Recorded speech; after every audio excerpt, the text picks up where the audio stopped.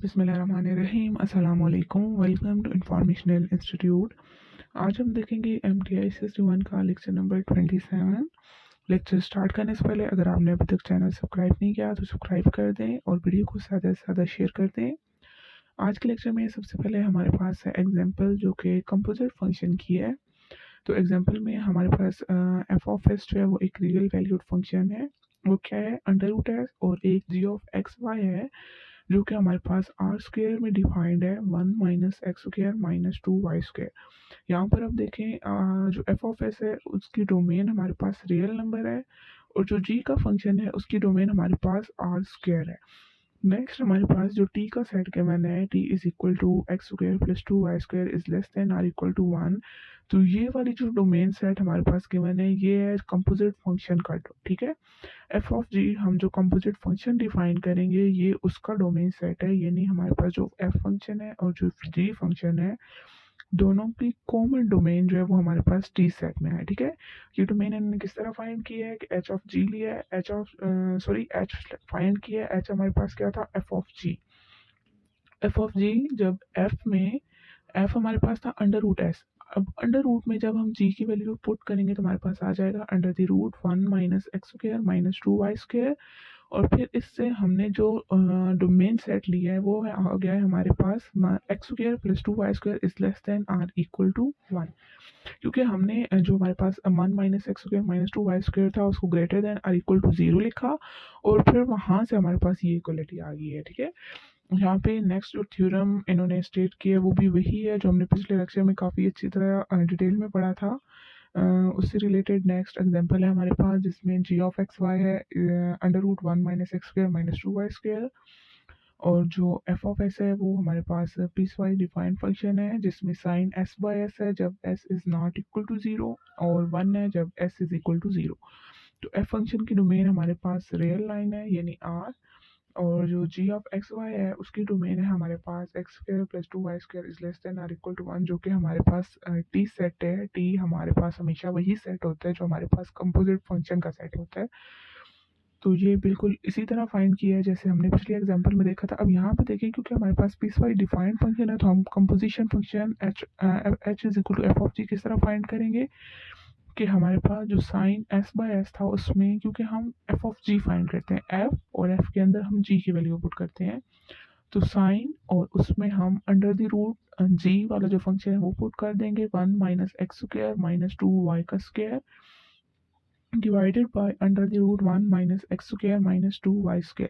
अब वहाँ पे नॉट इक्वल टू 0 था तो हमने हमारे पास जो डोमेन की लिमिट थी वहाँ पे लेस देन वाला, ठीक है, उठा लिया, लेस देन 1 वाला, क्योंकि हमारे पास नॉट इक्वल टू 0 वाला था, इक्वल वाली यहाँ पे नहीं था।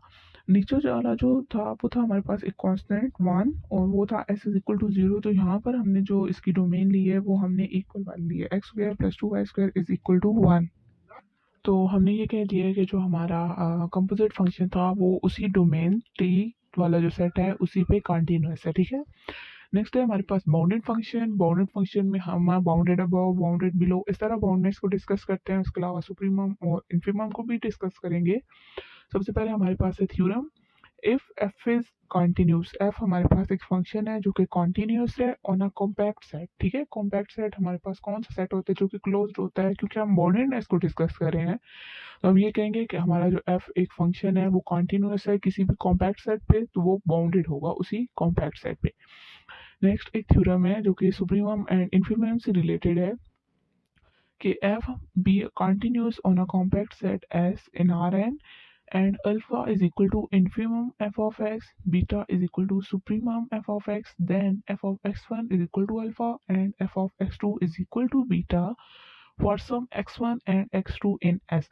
यानी अगर हमारे पास कोई भी फंक्शन है जो कि कॉन्टिन्यूस है किसी भी कॉम्पैक्ट सेट पे, इन दूसरे अल्फाज में हम ये भी कह सकते हैं कि हमारे पास एक फंक्शन है जो कि बाउंडेड है। ठीक है, उस बाउंडेड फंक्शन में हमारा कोई ना कोई एक ऐसा पॉइंट होगा अल्फा जो कि वो उस पॉइंट पे हमारे पास एक फंक्शन डिफाइंड होगा जिसको हमने कह दिया एफ ऑफ एक्स वन, और इसी तरह जो बीटा होगा उस पे भी हमारे पास कोई ना कोई फंक्शन डिफाइंड होगा f(x2), और उस अल्फा और बीटा को फिर हम सुप्रीमम और इन्फीमम में लिख सकते हैं। ठीक है, हम सुप्रीमम और इन्फीमम फाइंड करेंगे हमारे एक पॉइंट्स जो अल्फा और बीटा होगा, और फिर हम उसी पे जो हमारा फंक्शन डिफाइंड होगा उन पॉइंट पे हम उसको भी लिख सकते हैं। ठीक है, नेक्स्ट हमारे पास जो थ्योरम है वो इंटरमीडिएट वैल्यू थ्योरम है।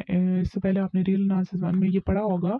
इंटरमीडिएट वैल्यू थ्योरम हमें क्या कहता है कि अगर हमारे पास जो फंक्शन है वो कॉन्टिन्यूस है ऑन आ रीजन, रीजन हम ऑलरेडी डिस्कस कर चुके हैं। रीजन हम कहते हैं कनेक्टेड सेट का जो पूरा रीजन होता है, उस वर्ड्स में हम लेंगे कि अगर हमारे पास जो एफ कॉन्टिन्यूस है किसी भी रीजन पे, और ए और बी हमारे पास कोई भी पॉइंट है उस सेट एस में। ठीक है, तो उस ए पे हमारे पास जो फंक्शन डिफाइंड होगा और उस पॉइंट बी पे जो हमारे पास फंक्शन डिफाइंड होगा, उनके दरमियान में हमारे पास कोई ना कोई एक हम यू लेंगे, तो वो यू भी हमारे पास एक ऐसी वैल्यू होगी या एक ऐसा पॉइंट होगा जिसपे कोई ना कोई फंक्शन हमारे पास डिफाइंड होगा। इसका प्रूफ भी बहुत ईजी है, इससे पहले भी आपने रियल एनालिसिस 1 में देखा होगा। इसका प्रूफ हम कर रहे हैं कि हम लेकर चल रहे हैं, क्योंकि हमारे पास रीजन है तो हम कनेक्टेड सेट की प्रॉपर्टीज को डिस्कस करेंगे, लेकिन हम यहाँ पे ये ले रहे हैं कि हमारे पास एस जो सेट है वो आर यूनियन टी है, और आर जो है वो F of x is less then you, और टी में हमारे पास एफ ऑफ एक्स से ग्रेटर देन यू है।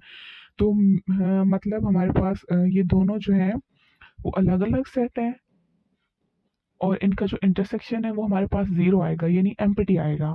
तो जब इंटरसेक्शन एम्प्टी आएगा तो ये हमारे पास जो कनेक्टेड सेट की प्रॉपर्टीज है उससे बियॉन्ड जा रहा है, ये डिसकनेक्शन की तरफ जा रहा है। तो हम ये कह देंगे कि हमारे पास ये कॉन्ट्राडिक्शन आ रही है, तो फिर हम इससे ऑपोजिट लेकर चलेंगे। ठीक है, तो यहाँ पर हम अपने लेक्चर को एंड करते हैं। अगर आपको लेक्चर की समझ आ गया तो चैनल को सब्सक्राइब कर दें और वीडियो को ज़्यादा से ज़्यादा शेयर कर दें। बहुत शुक्रिया, अल्लाह हाफ़िज़।